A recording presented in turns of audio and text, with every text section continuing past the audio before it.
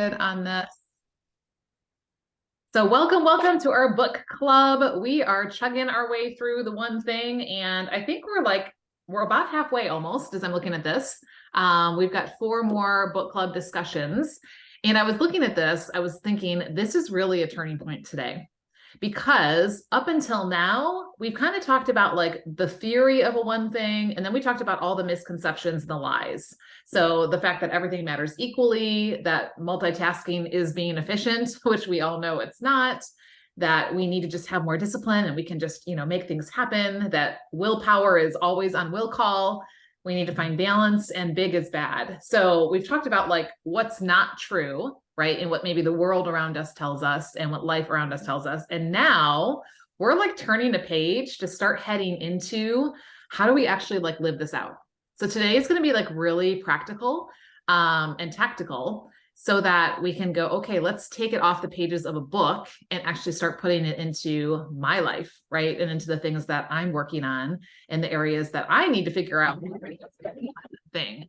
So as I looked at like the little beginning of part 2, so we're starting part 2 today. It's called The Truth. So we finished the lies, part 1. Now we're on the truth. And it says the simple path to productivity. But I just want to talk about something real quick before we jump into the book, because this is something I've been thinking about lately. And I think I might have coined a new word. I will have to Google it and see if someone else has said this. But for me, when I'm thinking about my life, especially when I'm thinking about the women that, are in our community who are faith-led, our goal is not just to be more productive, right? Our goal is not just to get more things done and to be doing more.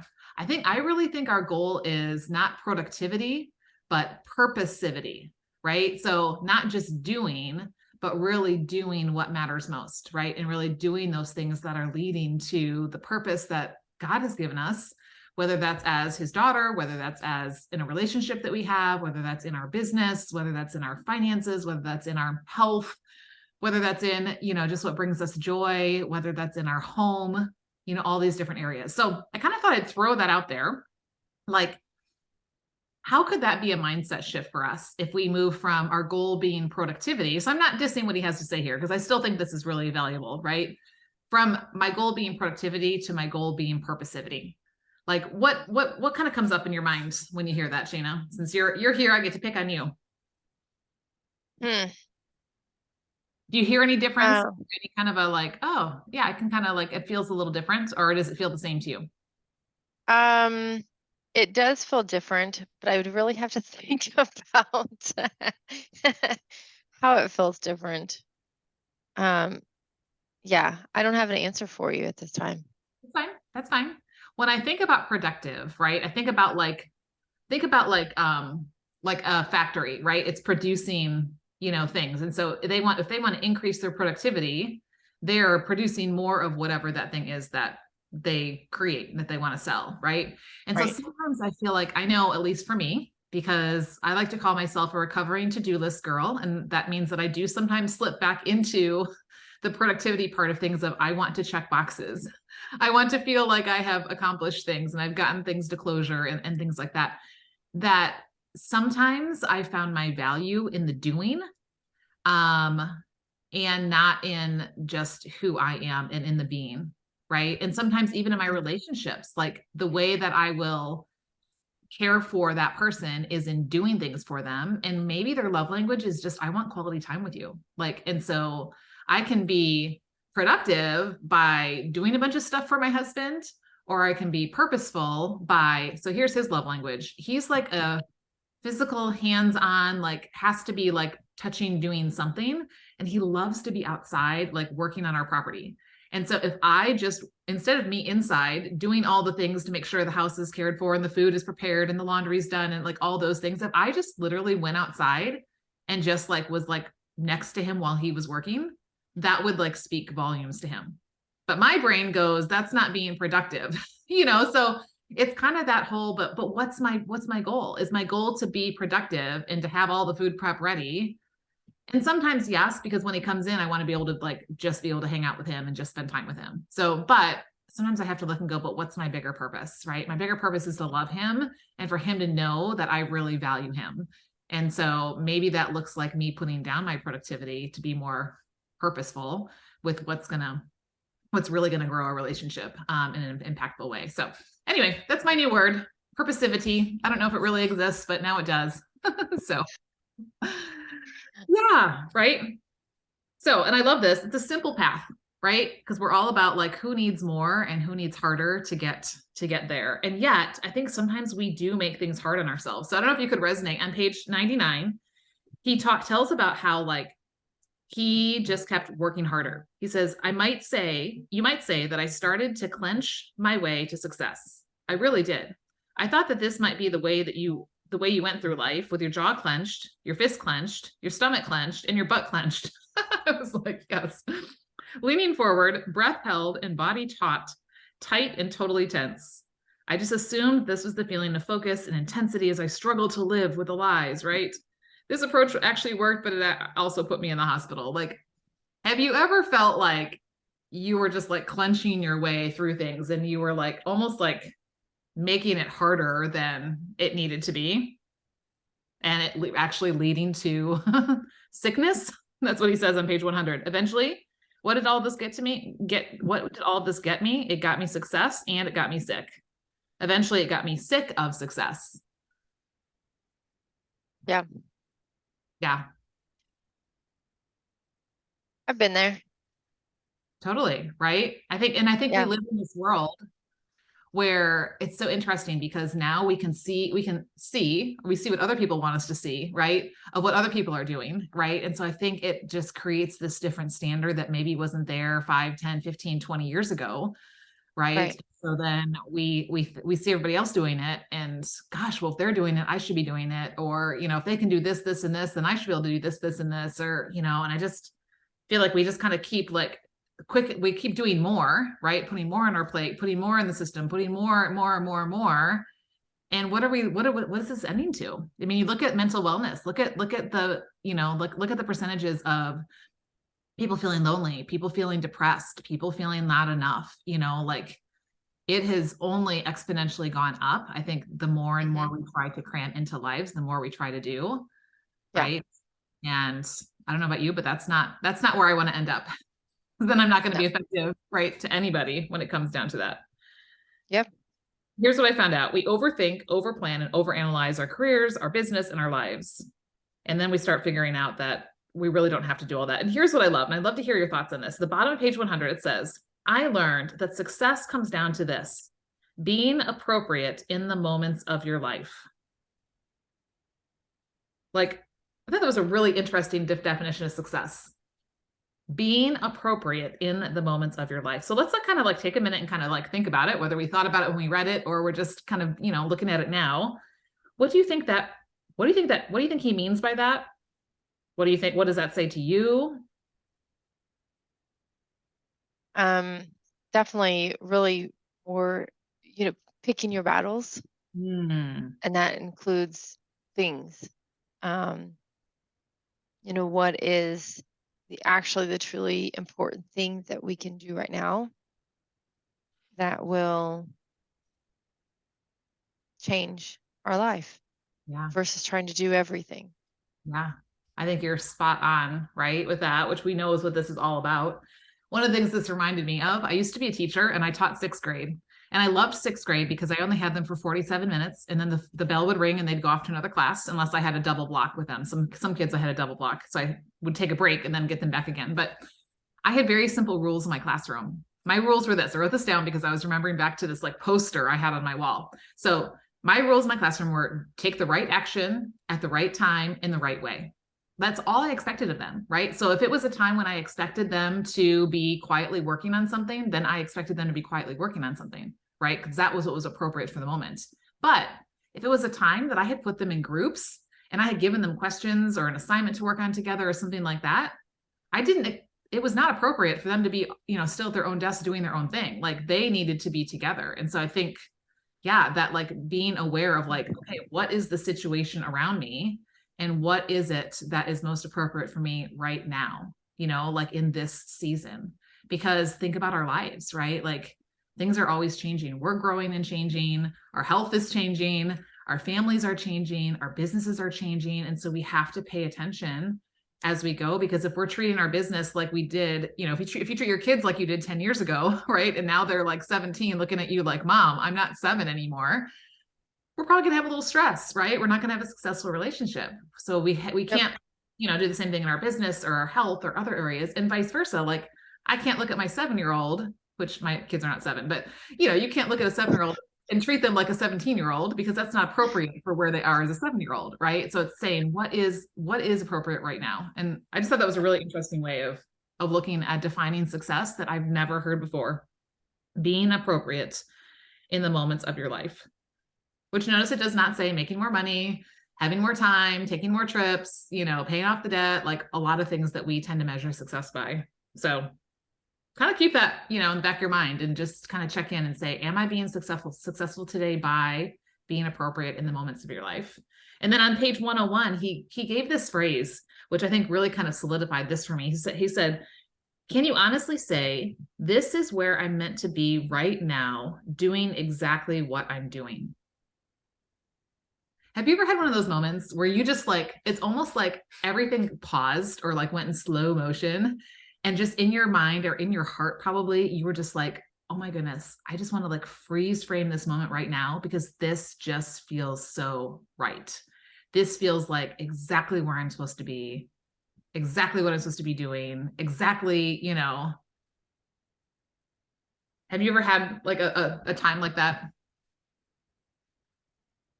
Yeah, usually it revolves around my kids, but Yeah, for sure. Yeah. When the family's really like connecting and like Mhm. unplugged, right? And away from everybody's own corners and things like that. Yeah. And Yep, this is what I want, right? yep. So a great question to keep going back is saying, like, if I'm not saying that on a regular basis, if I'm only feeling that feeling once in a while, right? Like, pay attention to that and start saying, okay, then what things can and should I be doing in the moment, would be appropriate in the moment, so that I'm saying this more often. And if I am saying this often, then how can I do more of this, right? How can I make this happen more and more, in my life? So we're going to get into the focusing question, which is one of the ways that he suggests being able to make sure that you're being appropriate, and doing the right thing at the right time for the right reason. So let's go on to there. So on page 103, he talks about two different tracks of thought. One of them says, don't put all your eggs in one basket. And the other one says, put all your eggs in one basket. Thoughts? Opinions on which way you lean, or which way Um, you've seen work for well, you? Or I will say, everybody's always said don't put all your eggs in one basket, and I've seen it financially. Having our own business and only having all of my eggs in one basket, and then you get to a rough season and you don't have anything else to hold you up and hold you over. Um, so I don't, maybe there are different aspects of life where having one basket is a good thing, but financially I've seen where it is hard. You get a family that only has, one person with one job and one source of income. And what if they get laid off or get fired and they've got nothing else to rely on? So I'm a little torn by that. Whenever they said one basket, and I'm like, I don't know. I think some instances there could be the case, but then you get other instances where it doesn't hurt to have more than one basket. sure, So, but I've also seen, this was, we met with a couple last night that they were talking 3 years ago, they had 3 different businesses, and now they have 2 of the same businesses, but they're doing 2 other businesses. And I could see where in that instance I was sitting there as he was talking, going, but where is your focus? Mm, Where is, because mm, in that type of instance, he has to be all things for all 4 of them. yeah. And then he's Um, like we've been talking about, he's chasing all yeah, the squirrels, right? Then you're just yes. going in So, circles. so in that case, you know, does he really have his hands in too many baskets? Yeah, So yeah, there is that. yeah. Um, so I did actually, because that came up just last night. So being able to actually see and think about that in that instance was Right.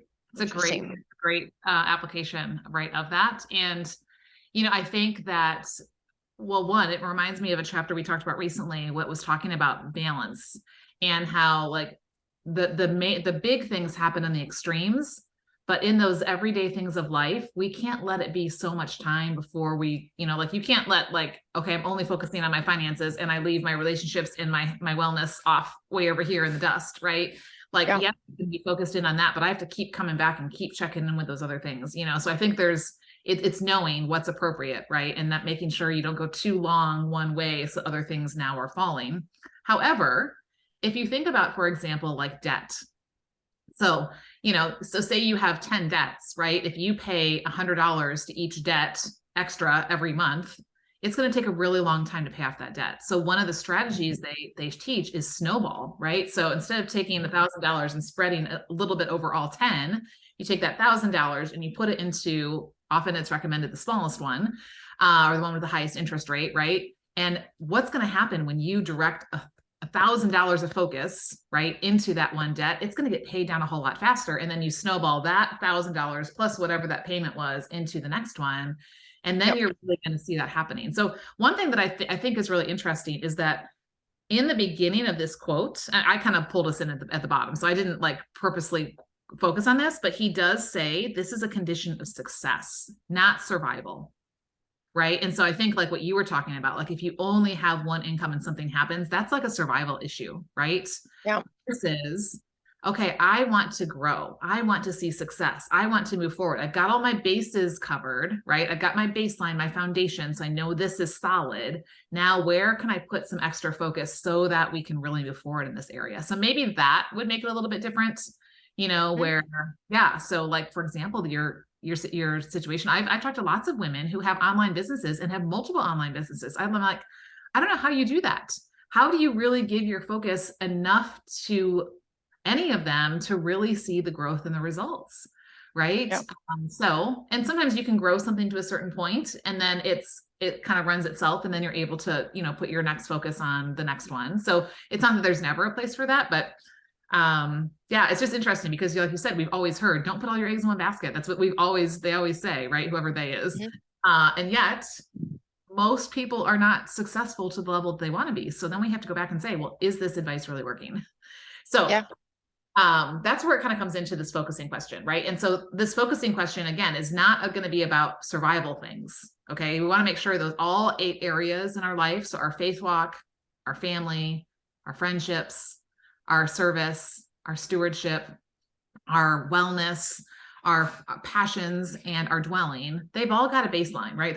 We're checking in with them and things are kind of where they need to be. Now, as we start moving things up, which areas do I want to like directly focus in on? So let's look at the focusing question because it's really simple. And he talks a lot in here about just like answers come from questions, right? And the quality of any answer is directly determined by the quality of the question. How often have you heard, if you ask good questions, you get good answers and then you'll get different results. A lot of times we're just not asking good questions. And this is a simple question, but it's really easy. So the question is on page 106 and it's very simple. And here it is. What's the one thing I can do such that by doing it, everything else would be easier or unnecessary? Or I like to say, or better, right? Because sometimes it maybe it doesn't make everything easier or unnecessary, but it will definitely improve things, right? Or make a big difference. So let's kind of like kind of look at that question and then we can, I love how he broke it down a little bit, but he talked about the fact that this question helps us get the big picture and the small focus. So like, how do you see this question helping us get the big picture? And then we'll kind of dive into how does it help us with the small focus? Any thoughts on that? I struggled with the first part of this because I've actually never seen myself as a good question kind of person. And in this instance, I'm like, but he says I'm not successful now. What am I going to do? He didn't say you were not, but he said that's the way I felt. If you ask good questions, you will get good answers, which will probably be more success, right? Yeah. Well, here's how he breaks it down. It helps us the big picture because it helps us to figure out where am I going and what target should I aim for. Because I think here's the thing. Most people in life, statistically, 97% of people are living by default. Wake up Monday morning, just roll right into Groundhog Day, Tuesday, Wednesday, Thursday, Friday, live for the weekend, do the weekend, get back in the morning, right? Like they don't really know where they're going. They don't really have something that they're, and it may not be in what, what they're clocking in their time for with the job, but where are you going in your relationships? Where are you going in your health? Where are you going? Like it helps us kind of know where we're going. And so that's that big picture, right? So if I'm never thinking about my wellness and saying I'm making it a priority, I'm not going to be doing things towards that, right? And then the second thing it does is it helps us get clear and say, okay, so now so say wellness is the area that I identified, like this is going to make the biggest difference for me right now. It's a very popular one this time of year because it's January, right? So we're coming off the holidays and it's New Year's, kind of New Year's time when it's fresh starts and this is what I'm going to do this year and whatever. And, so I can say, yeah, I want to be healthier, or I want to lose weight, or I want to feel better, right? That's a really big thing. And that's great to have that big picture. But now I have to get clear and go, what's my one thing now, right? What must I do right now to be on the path to getting the big picture, right? So it helps us go, okay, I'm moving in the area of wellness. Great. But now what's the specific thing right now? And that's what I love about this is like, you can ask this in different ways. And we're going to kind of dive into that in just a minute. But let's look at the parts of the question because I thought this is really helpful. So the first part is, what's the one thing I can do? What's the word that stands out in there? Well, one, not a bazillion, not 20, not 5, not 3, not 2, 1. What's the one thing? It forces us to like go, I'm picking one thing, not everything. Because what do? Oh, this sounds good, and this sounds good, and this sounds good, and I probably should do this, this, and this. And then we're spread out so thin, right? And then what I love too is that it's getting us to something specific, right? What if I could only pick one thing to do towards my wellness? Let's use that as our example, right? Like what's the one thing that I can do, right? That would make well, I don't want to go on to the next thing. What's the one thing I can do, right? Because of course there are 100 things I could do for my wellness.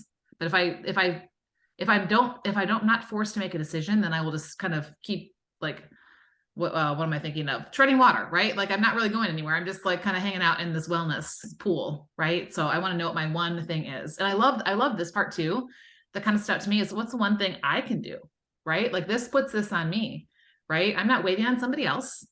This is not dependent on anything outside of me. This is dependent on me. So guess what? I can control this, right? I can do something about this. So, okay. So what's the one thing I can do, which I guess that kind of is that part, like in my power, right? Something that's possible, right? For me, it might feel like a stretch, but it's possible, right? Such that by doing it, I love this bridge because what this does is it says, if I do this one thing, I will get some kind of result, right? Because I'm not doing this one thing for nothing. So if I do this one thing, it's leading me somewhere. And if we're asking the question the right way, it should be leading us towards that that area that we already identify. This is what I want to grow in, right? So it's kind of like it gives us hope, not like I hope this is going to work. Like we are saying, by answering this question, whatever my answer to this question is going to move me in the direction I want to go. Like no messing around with maybe, I don't know, right? Or it could, or whatever. Like, nope, I'm picking one thing. And then if I do it, it's going to move me towards this. And then the last part is what's the result? That everything else will be easier or unnecessary. And I think that's the ultimate leverage test, right? Like, not that we want the easy button and I just want to hit the easy button and just glide through life, but I want to do, like you were saying earlier, like what is going to have the biggest payoff? What is going to be the best use of my time? What is going to move me further, faster, and really get me the results instead of just kind of doing all the little piddly things. But sometimes, honestly, the little piddly things are easy to do because they're really easy to check off and they don't require a whole lot of effort, on our part. Yeah. It's a safety thing, maybe, or whatever, right? Instead, really ask the question, what's going to make everything else easier? What's going to make everything else unnecessary or better or different? What difference do you think asking that question? So you've said that maybe you struggled in the past with asking good questions. So now you have a perfect good question in hand. So you can't say I'm not a good question asker because now you have a really good question. What do you think the difference that this using this question on a regular basis could make for you?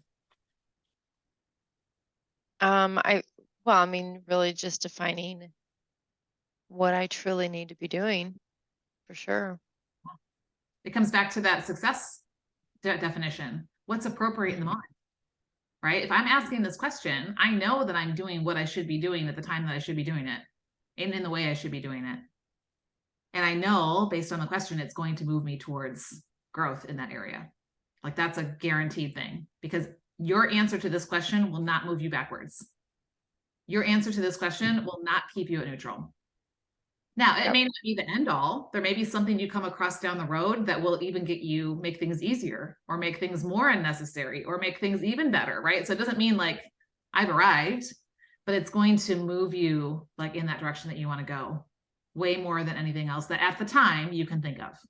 Right. And here's where I think we have to give ourselves grace because we've got like, indecision, right? Where you're like, I don't know. Is it working out or is it, meal prep? I don't know. And we could just stay in that, like, if I want to work my wellness, I don't know which is the one thing and then not do anything. Well, Yep. okay, that's not going to get us anywhere.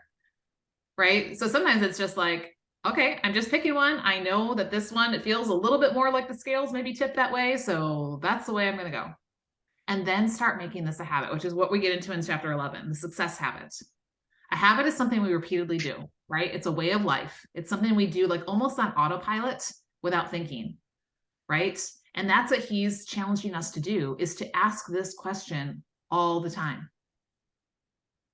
right? So you can ask it in general at the beginning of a year, right? Because we're near beginning of a year. What's right now, this year, 2023, what's the one thing I can do such that by doing it, everything else will be easier, unnecessary, or better, right? You could ask it and say, this month, right? In January of 2023, what's the one thing I can do such that everything else will be easier, unnecessary, or better? Maybe you want to ask it for your week. Maybe you want to ask it for the day. Maybe you need to check in and ask this question once an hour, right? Like maybe you set up time blocks every hour and take a little break in between. And so each time, like it's at top of the hour, you ask yourself, what's the most important thing I can do? Because the more often we ask this question, the more we're going to stay on track and moving in the direction that we want to go, right? If we only ask this question once a year and we don't come back around to this till next January of 2024, what if there were things that we could have done beyond that, right? Or what if that was taking us, but then there was this other thing over here kind of waiting, or I mean, there's all kinds of things, right? Same thing even in our day. Like I can ask this question first thing in the morning, but then I can get off track off on something else and totally forget about it and waste half my day on something that really didn't matter. Yeah. So, so you can ask it however often you want. You can also like ask it in general, like, okay, what's the one thing this week that if I did this, it would make everything else easier and necessary? Maybe that's food prep, right? Maybe it's I have a grocery list. I order my groceries. I've prepped all the food ahead of time so that I'm not caving to convenience and drive-throughs and cereal for dinner or whatever on a regular basis. Not that you can't ever have cereal, but so maybe it's in general, or maybe you get really specific and just ask it in one area of your life, like in my marriage, what's the one thing I can do such that everything else in my marriage will be easier, unnecessary, or better? Maybe it's in your faith walk. Maybe it's in your stewardship of your finances. Maybe, so like you can ask them in specific areas, or you can ask it kind of more in general, or you can do a little bit of both. So like what ways do you see as you're kind of processing this? And I know, you've read this book before and at least pieces of it before. So maybe you've thought about this before, used the question before. Are there ways that you've used the question already or ways that you are envisioning? Yeah, I could use the question in this way. Here would be a good like situation where I could ask this question and this would be really helpful. I have not read up to this chapter, so this is all new for me. Good. Well, my biggest thing, like looking at page 114 and 115, like looking at that, like how can I apply these questions to the different areas of my life? Because really most of my thought process goes towards work. But I definitely don't put enough thought into some of these other areas and I need to. So really looking at the questions and focusing on what are the questions that I could be asking. Yeah. So for anybody who doesn't have the book in front of you, I'm going to show you the page she's looking at. So there's this circle here with the different areas, and here's the one thing question in the middle.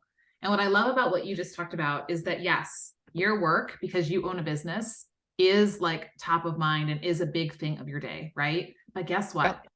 If your wellness is falling apart, if your marriage is falling apart, if your relationships with your kids are falling apart, if your faith walk is, is non-existent, if you're not having any fun in life, if, all these other things are not happening, they are going to affect your work, right? Yep. Sometimes it's so easy to get like tunnel focused. And yes, work may be your one thing, but here's what I was talking about earlier. Some of those personal things, we need to keep checking in with those things, because if those things get out of whack, then it's going to start throwing the work thing off balance, right? It's like a wheel, right? So if one of those spokes, isn't quite attached like it should be, the whole wheel is it's going to roll, but it's going to be wobbly. It's going to be bumpy. It's not going to be smooth. It's going to take a whole lot more energy. And this is exactly the process that I am walking people through in the podcast series that I'm doing right now. So let me just make sure that I'm giving you the right numbers. Let's see. Okay, yeah. In episode 96, we talked about how to create with God intentions, right? With goals that actually stick. And we talked about like, what would you do in each area? And I take you through all 8 of the areas, because yes, we tend to naturally focus on 1 or 2 of them. But if we neglect those other ones, they're going to start affecting those 1 or 2, right? And then in this week's episode on Thursday, which is number 98, we're gonna narrow it down to the priorities, and we're gonna actually use the one thing question and write what we're doing here.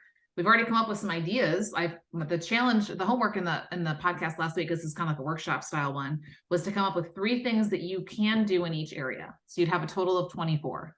24 is a lot of things to think, be like, okay, I got to keep track of all 24 of these things. Right?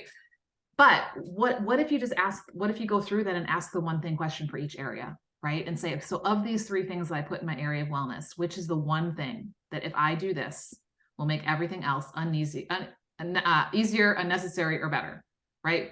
In my family, in my friendships, in my passions, in my dwelling, like what's the one thing I can do, and narrow it down to what I call your top 8, right? And then not everything is going to get equal time. Your business will still get more time than your house, right? That's just how it is. Your business will probably still get more time than your kids. And that's not a bad, wrong thing, right? It's just how it is. Like you're clocking in hours, they're probably, 6, 8 plus hours on business stuff. And maybe you're spending 1 or 2 hours with your kids. So, but it's about being fully present and you having that priority of when I am with my kids, this is my goal. This is what's going to make the biggest difference with them. This is what's going to really move me forward in that relationship. Does that make sense? Yes. I love how you touched on, we can't forget those other areas and only hyper focus on the business, because then those other areas, are going to suffer. And on page 115, he takes us right through those areas and helps us ask some of those questions in those specific areas. Right. So I'd encourage you, if you haven't listened to that podcast episode last Thursday, and then listen to it. And then the one that comes out this Thursday will be okay, now we take them 24 down to 8. Right. And I always like saying, and then what's your big one, right? What's your one thing, even from the 8, like, if, what's the one thing that really would make the biggest difference in all of this, and making sure that that's for sure getting attention and focus. Right. And those other top 8 are still near the top. So when we're making something a habit, the other little series that's going on right now in my timely tips is how to make new habits. And one of them is just making it obvious, so asking this question needs to be obvious. And I don't know if you noticed, but in the back of the book, there's a sign that you can literally hang up on your office door or put on your computer or on your desk or whatever. And it says, in case I can't say no, this sign will have to do it for me. Right? Because here's what he says. And I love this. Let me see where, let me find out what page this is on. So hang on a second. Okay. It's on page 117. It says, set up ways to remind yourself to use the focusing question. One of the best ways to do this is to put up a sign at work that says, until my one thing is done, everything else is a distraction. Wow. Right? Like, what if you tell other people, yeah, right now I'm working on something, so my door is closed and I have a sign on the outside that says, right now the answer is no, unless there's blood, but what if you even had that like in front of you? Like, what if you had a Post-it note that said, until my one thing is done, everything else is a distraction? what difference would that make with your time? What difference does that make with you being able to move forward towards that one thing? Because what do we do? Oh, I'm going to switch the laundry. Oh, I'm going to, quick do this. Oh, I'm going to quick check this email. Oh, I got to do, we do all the little piddly things, like, and we keep putting off the one thing. I don't know if it's out of fear. I don't know if we think that it's bigger than it is, if we're afraid of it, if, like we're feeling less than or whatever, but we have a tendency, I think, as humans to do all the little things. It makes us feel good because we're being productive, right? We've got productivity because we're checking boxes. But if we're not being purposeful, if we don't have purposivity, I can check 100 boxes in my day and they could be meaningless things, right? But that I know that one thing, that's the box I need to check. I don't need to check all 100 of them. Maybe I'll get to some of those other ones and they could be good, but kind of seeing everything else as a distraction. Yep. Yeah. So maybe it's putting up a sign. Maybe it's putting a reminder on your phone. Maybe it's turning off notifications on your phone. Maybe it's taking apps off your phone. I have put all of my social media apps into one of those folders on my phone. So I can't just click on the app to check it. I actually have to go into the folder to click on it. So it's like an extra, I can't see it and I have to like go in another level, right? Or hide it on the second page of some of those folders. So it's like I have to like go in and like do 3 things to even get to it, right? That's going to make you think more before you go it, or just completely take it off your phone. Or just turn off your phone. Don't have your phone in the room, or turn off notifications and have it right now. My phone is flipped over next to me, so hopefully nobody had blood, but if they did, I'll get back to them in a few minutes. But I think we need those things to remind us, right? And another thing too, is that we can habit stack this question. Have you heard of habit stacks before from James Clear book, Atomic Habits? Yes. So you take a habit you already have, like brushing your teeth in the morning. Okay. Probably don't have to think twice about brushing your teeth in the morning, right? It just happens. And then you habit stack. So if this is a new habit, you want to ask the one thing question. What if you put a reminder right next to your toothbrush?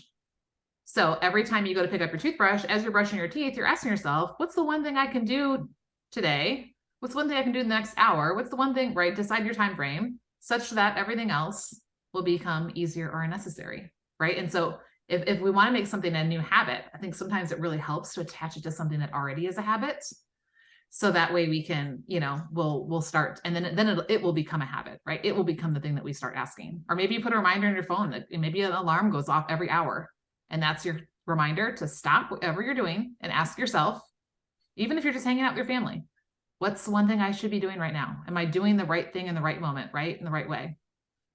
And then yeah, I don't know about you, but I need like those tangible reminders or something visual, or like, reminding me, hey, get your focus back here. Think about this before you move on.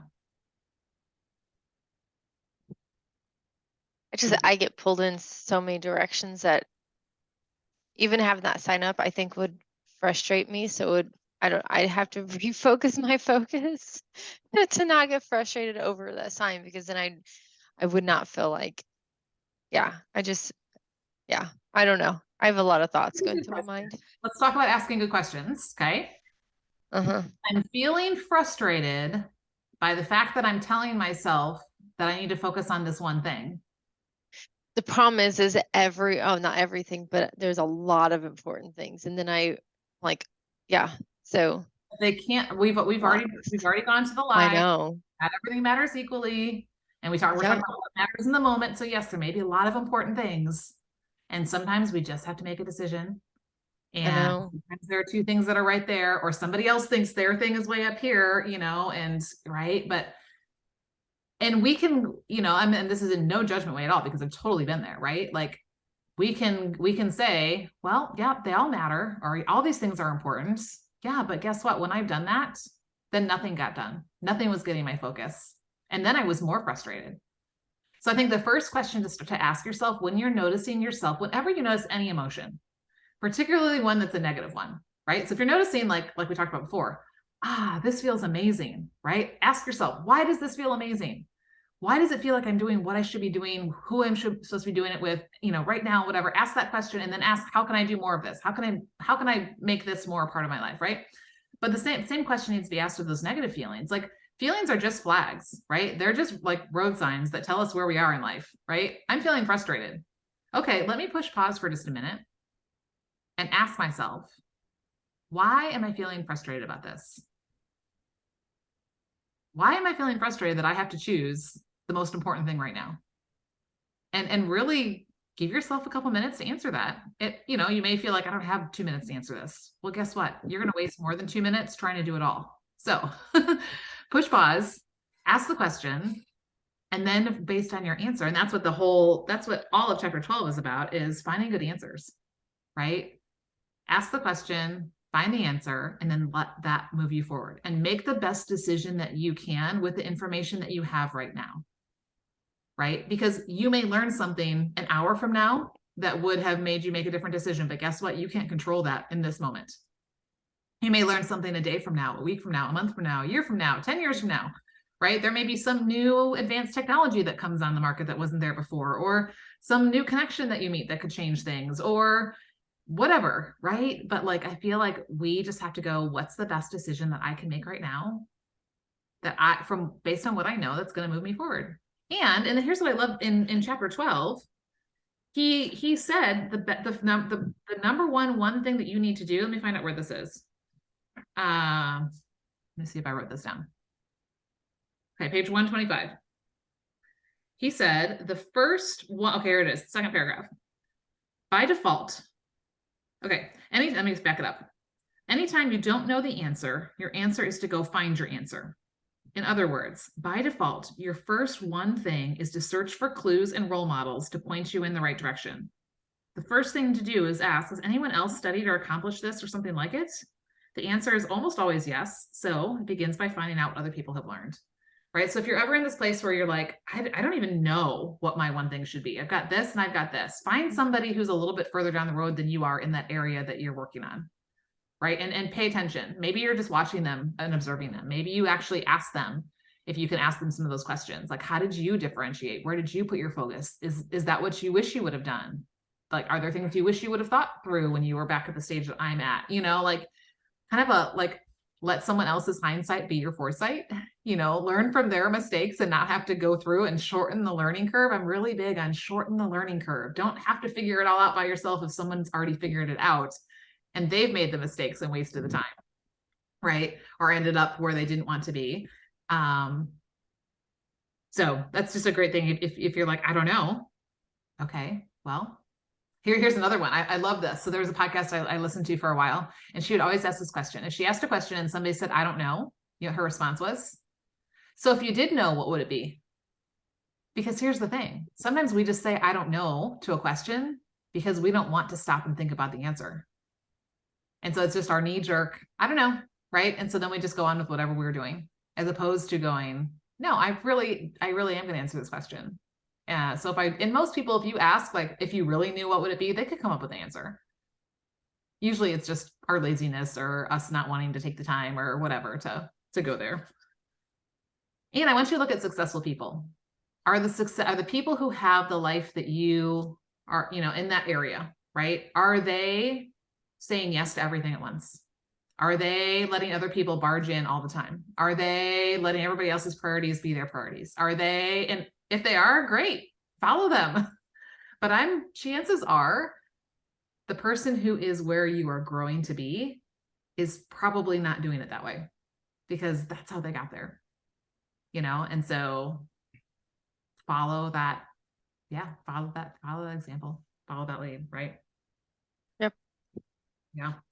And, we can start seeing beyond. So at the end of chapter 12, it talks about benchmark versus trending, right? So a benchmark is the current high water mark, right? So if this is the furthest that somebody's gotten, now this is my minimum because I know this is possible to get to this place, right? So that, okay, I can go, okay, so I know that's a minimum, right? That's already out there. That's been done. So for example, my goal right now is to hit 100,000 downloads on my podcast this year. I know that's possible. I know people have done it. That's my minimum threshold. But like, I can see beyond that, right? Like I can see people that are doing 500,000, people that are doing 1 million, right? So like, I can go, okay, this is my minimum threshold. But now I'm starting to like set my eyes on that sight beyond, which is why I love this picture on this page with, if this is the benchmark, I can see like where it could go beyond, even if I don't know anybody who's gone further, right? I mean, what happened with the 4-minute mile? I'm sure you've heard that story a bazillion times, right? Like nobody thought a human could run the mile in less than 4 minutes and break that record. It's not humanly possible. You would kill yourself, right? And once somebody did it, I don't remember all the statistics on it, but it's crazy how many people have done it since that one person proved that it was doable. And now they're doing it in less time and less time and less time. And, you know, like people have pushed beyond that, just breaking, you know, the 4-minute mile and have actually done it way faster than that, because they set that as the minimum. And then they said, okay, and so what's the one thing I can do that would make the biggest difference to go beyond that, right? And again, we have to go back to our definition of success. This is not about like, I just always push myself, right? But this is about, am I growing towards these things that God is calling me to be in these different areas, whether it's in my business or in my relationships or in my wellness or, you know, in my community, you know, those types of things. It's about who we're being and making the best use of the time that we have, rather than being like most people who are just on the hamster wheel, right? Just running the rat race, just from here to there and everywhere, and just crash on the weekends and get up and do it all over again. And I think life feels very different when we're not living that life. Mm-hmm. So we've kind of like, you know, gone over those 3 chapters. As far as we're going today, what was an aha or a takeaway? And what's a commitment from what we talked about today? And for those of you listening to the replay, I'm going to ask you to do the same thing, right? What's an aha or a takeaway? And what is a commitment? Because otherwise, it's just a great philosophy that sits on the pages of this book. Mine is, you know, just asking what's the one thing in all the areas. For sure, sitting down and really thinking about that. Possibly using the questions I have in the book, but then possibly thinking of my own. Yeah. Um, Go and listen to on the Redeemer Time podcast. On episode 94, we created our vision for each area, and I asked specific questions for each of the 8 areas to help you think about, you know, because yeah, we have our certain things we always think about in that one area, but there may be some other things that, gosh, I never really thought about that in that area. Okay, yeah, that would matter, right? And so that might be a great resource to go to. And then remember too, like that's why I love to do the next step. So get your big vision, right? Because I think it's good to go, okay, what would I love for this area to look like? So say it's your faith walk, right? What would I love for my faith walk to look like? What would I like, where would I like to be a year from now? 3 years from now, 5 years from now, like kind of get that big picture. Then you start like going, okay, what are maybe 3 things I could do in that area that would move me in that direction? Right? Because sometimes the first thing you think of is not going to be what's going to move you forward the most. Just the first thing that comes to mind. It's just like a to-do list, right? The first thing you think of on your to-do list when you write down does not mean it's the most important. We've already been through that. And we talked about that in this chapter, right? A couple of chapters ago. But it gets the brain going, right? It gets things rolling. And so, you know, so maybe you have a Post-it note for each area, and then you come up with 3 to 5 things for each area, right? And maybe they just come to you random times during the day, but you got your Post-it notes out. And so you can just jot it down when you think of it, right? Or put it in notes to your phone or whatever. And then you're able to now look at each area and go, so what's the one thing for this area? Okay, so of these 3 to 5 things I've written down, what's the one thing that's going to make the biggest difference in my faith walk, make the biggest difference in my family relationships, make the biggest difference in my friendships, you know, and go through the different areas. And now I'm just going to look at those top 8, right? And now the next step then is looking at your week. And this is where previewing is so important, right? Previewing your month, previewing your week, and previewing your day. To say okay, if I've said these 8 things are priorities, where are they going to fit? Where are they going to live? Because I can say they're a priority, but if I'm not doing it, you know, it's nothing. I have this quote that I actually wrote down from our pastor yesterday. He said, what we actually do reflects our true priorities. So I can say spending time with my husband is a priority, but if I don't schedule date night, guess what? It's probably not going to happen, right? And we may or may not get some quality time, uninterrupted, unplugged together. I'm just kind of leaving it to chance, right? But no, I've decided that time with my husband is important. So I schedule it on my calendar first, date night. Nothing else goes in that spot unless there's an emergency and, you know, and I purposely move it somewhere else.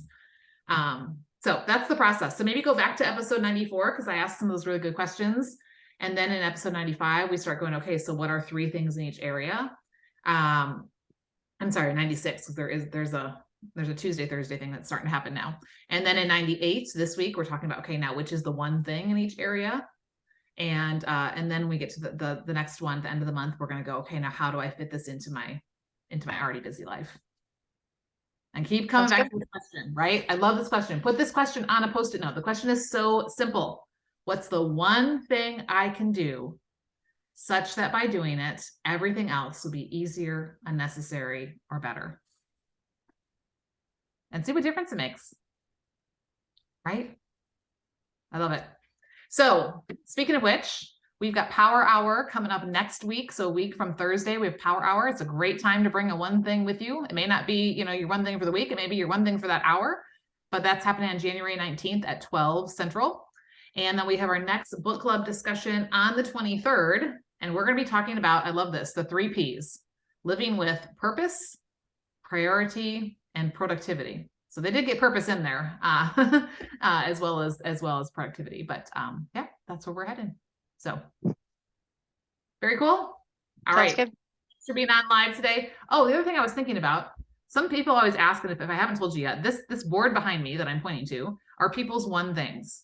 So I have this like thing of stickers and a little marker on my desk. I've got the different areas of your life in here, right? And so when you have a one thing, like this is the one thing, like maybe it's the one thing for the next month. Maybe it's the one thing for the next 3 months. I'm a big proponent of like planning in seasons, like 90-day cycles, not like a whole year. But it could be, what's my one thing for the year? If yours is not already up here, shoot me a direct message. Let me know what your one thing is. I will stick it on. So for example, if it's in the area of your work or service, that's the field sticker. I'll write it on here and then it goes up on the board. And so what that does is that's you declaring it in Sharpie, right? Which is not erasable. That's going up there. And then every time I slap one up there, it's like you're high-fiving the ladies who've already put theirs up there. And you can see I don't have much blank space left at the bottom. So what's going to start happening is we're going to start layer number 2. And what I think is really cool is you are not saying that other person's doesn't matter. When we're putting yours on top of hers, we're saying that we're like high-fiving her and being like, girl, you got this. And here comes mine. Right. And we're just believing together that we are going to make these one things a priority and not just say it. So if your one thing is not on my board and you're either on live or listening to the replay, send me a message and say, Lissa, this is my one thing right now. You can send me a one thing every week if you want to. I mean, I don't care how many times you get on my board, because we should always be asking this question, right? Don't send me one an hour because that's going to be too many stickers. But tell me what your one thing is and let's put it out into the world. I mean, no one really is going to see it, but it's still kind of more that like symbol, right? Symbolic thing of what your one thing is and what you're working towards, and that there are other people that are pursuing their one thing too. So that's what that is. All right. Well, you guys have a fantastic rest of your day. I will look forward to hearing about your one thing and how it's making things in life easier, unnecessary, or better. And we will talk soon. See ya.